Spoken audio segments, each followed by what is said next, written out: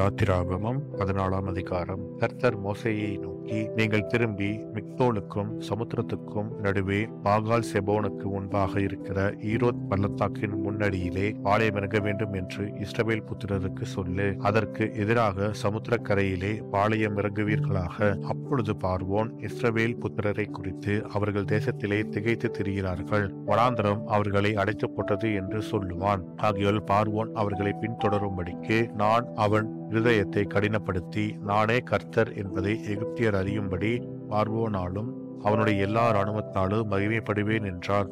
அவர்கள் அப்படியே செய்தார்கள். ஜனங்கள் ஓடிப்போய் விட்டார்கள் என்று எகிப்தின் ராஜாவுக்கு அறிவிக்கப்பட்ட போது, ஜனங்களுக்கு விரோதமாக பார்வோனும் அவன் ஊழியக்காரரும் மனம் வேறுபட்டு, நமக்கு வேலை செய்யாதபடிக்கு நாம் இஸ்ரவேலரை போகவிட்டது என்ன காரியம் என்றார்கள். அவன் தன் ரதத்தை பூட்டி தன் ஜனங்களை கூட்டிக் கொண்டு பிரதானமான 600 ரதங்களையும் எகிப்திலுள்ள மற்ற சகல ரதங்களையும் அவைகள் எல்லாவற்றுக்கும் அதிபதிகளான வீரரையும் கூட்டிக் கொண்டு போனான். கர்த்தர் எகிப்தின் ராஜாவாகிய பார்வோனின் இருதயத்தை கடினப்படுத்தினார். அவன் இஸ்ரவேல் புத்திரரை பின்தொடர்ந்தான். இஸ்ரவேல் புத்திரர் பலத்த கையுடன் புறப்பட்டு போனார்கள். எகிப்தியர் பார்வோனுடைய சகல குதிரைகளோடும் ரதங்களோடும் அவனுடைய குதிரை வீரரோடும் சேனைகளோடும் அவர்களை தொடர்ந்து போய் சமுத்திர தண்டையிலே பாகால் செபோனுக்கு எதிரே இருக்கிற ஈரோத் பள்ளத்தாக்கின் முன்னடியிலே பாளையமிறங்கி இருக்கிற அவர்களை திட்டினார்கள். பார்வோன் சமீபித்து வருகிற போது இஸ்ரவேல் புத்திரர் தங்கள் கண்களை ஏறெடுத்து பார்த்து, எகிப்தியர் தங்களுக்கு பின்னே வருகிறதை கண்டு மிகவும் பயந்தார்கள். அப்பொழுது இஸ்ரவேல் புத்திரர் கர்த்தரை நோக்கி கூப்பிட்டார்கள். அன்றியும் அவர்கள் மோசேயை நோக்கி, எகிப்திலே பிரேத குழிகள் இல்லை என்றா வனாந்திரத்திலே சாகும்படிக்கு எங்களை கொண்டு வந்தீர்? நீர் எங்களை எகிப்திலிருந்து புறப்பட பண்ணினதினால் எங்களுக்கு இப்படி செய்தது என்ன? நாங்கள் எகிப்திலே இருக்கும் போது நாங்கள் எகிப்தியருக்கு வேலை செய்ய எங்களை சும்மா விட்டுவிடும் என்று சொன்னோம் அல்லவா? நாங்கள் வனாந்திரத்திலே சாகிறதை பார்க்கிலும் எகிப்தியருக்கு வேலை செய்கிறது எங்களுக்கு நலமாயிருக்குமே என்றார்கள். அப்பொழுது மோசே ஜனங்களை நோக்கி, பயப்படாதிருங்கள், நீங்கள் நின்று கொண்டு இன்றைக்கு கர்த்தர் உங்களுக்கு செய்யும் ரட்சிப்பை பாருங்கள். இன்றைக்கு நீங்கள் காண்கிற எகிப்தியரை இனி என்றைக்கும் காண மாட்டீர்கள். கர்த்தர் உங்களுக்காக யுத்தம் பண்ணுவார், நீங்கள் சும்மா இருப்பீர்கள் என்றான். அப்பொழுது கர்த்தர் மோசேயை நோக்கி, நீ என்னிடத்தில் முறையிடுகிறது என்ன? புறப்பட்டு போங்கள் என்று இஸ்ரவேல் புத்திரருக்கு சொல்லு. நீ உன் கோலை ஓங்கி உன் கையை சமுத்திரத்தின் மேல் நீட்டி சமுத்திரத்தை பிளந்துவிடு. அப்பொழுது இஸ்ரவேல் புத்திரர் சமுத்திரத்தின் நடுவாக வெட்டாந்தரையிலே நடந்து போவார்கள். எகிப்தியர் உங்களை பின்தொடர்ந்து வரும்படி நான் அவர்கள் இருதயத்தை கடினப்படுத்தி பார்வோனாலும் அவன் ரதங்கள் குதிரை வீரர் முதலாகிய அவனுடைய எல்லா இராணுவத்தாலும் மகிமைப்படுவேன். இப்படி நான் பார்வோனாலும் அவன் ரதங்களாலும் அவன் குதிரை வீரராலும் மகிமைப்படும் போது நானே கர்த்தர் என்பதை எகிப்தியர் அறிவார்கள் என்றார். அப்பொழுது இஸ்ரவேலரின் சேனைக்கு முன்னாக நடந்த தேவதூதனானவர் விலகி அவர்களுக்கு பின்னாக நடந்தார். அவர்களுக்கு முன் இருந்த மேகஸ்தம்பமும் விலகி அவர்கள் பின்னே நின்றது.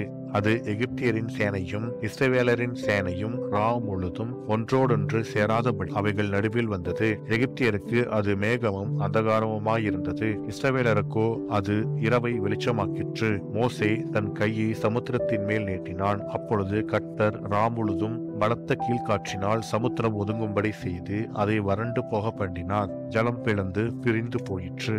இஸ்ரவேல் புத்திரர் சமுத்திரத்தின் நடுவாக வெட்டாந்தரையிலே நடந்து போனார்கள். அவர்கள் வலதுபுறத்திலும் அவர்கள் இடதுபுறத்திலும் ஜலம் அவர்களுக்கு மதிலாக நின்றது. அப்பொழுது எகிப்தியர் அவர்களை தொடர்ந்து பார்வோனுடைய சகல குதிரைகளோடும் ரதங்களோடும் குதிரை வீரரோடும் அவர்கள் பிறகாலே சமுத்திரத்தின் நடுவே பிரவேசித்தார்கள். கிழக்கு வெளுத்து வரும் ஜாமத்தில் கர்த்தர் அக்கினியும் மேகமுமான ஸ்தம்பத்தில் இருந்து எகிப்தியரின் சேனையை பார்த்து அவர்கள் சேனையை கலங்கடித்து அவர்களுடைய ரதங்களில் இருந்து உருளைகள் கலலவும் அவர்கள் தங்கள் ரதங்களை வருத்தத்தோடு நடத்தவும் பண்ணினார். அப்பொழுது எகிப்தியர் இஸ்ரவேலரை விட்டு ஓடிப்போவோம், கர்த்தர் அவர்களுக்கு துணை நின்று எகிப்தியருக்கு விரோதமாய் யுத்தம் பண்ணுகிறார் என்றார்கள். கர்த்தர் மோசேயை நோக்கி, ஜலம் எகிப்தியர் மேலும் அவர்களுடைய ரதங்கள் மேலும் அவர்களுடைய குதிரை வீரர் மேலும் திரும்பும்படிக்கு உன் கையை சமுத்திரத்தின் மேல் நீட்டி என்றார். அப்படியே மோசே தன் கையை சமுத்திரத்தின் மேல் நீட்டினான். விடியற்காலத்தில் சமுத்திரம் பலமாய் திரும்பி வந்தது. எகிப்தியர் அதற்கு எதிராக ஓடும்போது கர்த்தர் அவர்களை கடலின் நடுவே கவிழ்த்து போட்டார். ஜலம் திரும்பி வந்து ரதங்களையும் குதிரை வீரரையும் அவர்கள் பின்னாக சமுத்திரத்தில் பிரவேசித்திருந்த பார்வோனுடைய இராணுவம் அனைத்தையும் மூடிக்கொண்டது. அவர்களில் ஒருவனாகிலும் தப்பவில்லை. இஸ்ரவேல் புத்திரரோ சமுத்திரத்தின் நடுவாக வெட்டாந்தரையின் வழியாய் நடந்து போனார்கள். அவர்கள் வலதுபுறத்திலும் அவர்கள் இடதுபுறத்திலும் ஜலம் அவர்களுக்கு மதிலாக நின்றது.